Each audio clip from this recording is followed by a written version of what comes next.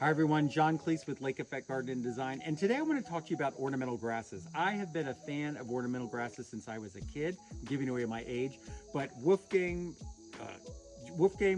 Oehme and James Van Sweden really started to introduce the whole naturalized look there. They at least advanced it greatly, block planting, etc. And one of the things they introduced to America was ornamental grasses. And believe me, I love them. But I do want to show you that, especially as you get more into native planting, these plants actually get quite large.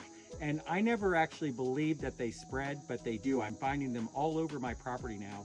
So while I started with these because they're fast growers, these are these hardy miscanthus. I'm here up on a 4-foot boardwalk. So these are very high. These are probably 6, 7, 8 feet high.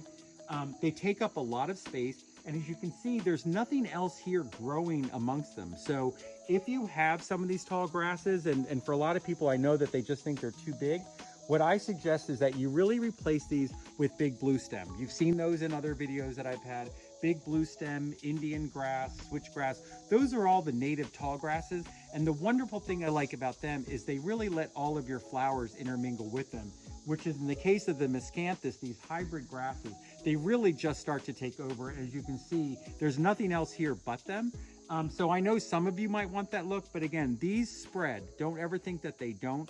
But again, my recommendation is to start replacing your miscanthus grasses with the native grasses. I think you'll be happier with them. And I think it'll also, what you'll like mostly about them is, you know, when you're planting with natives, you're mixing in grasses and flowers. And a lot of time the grasses are helping to hold up these really tall flowers.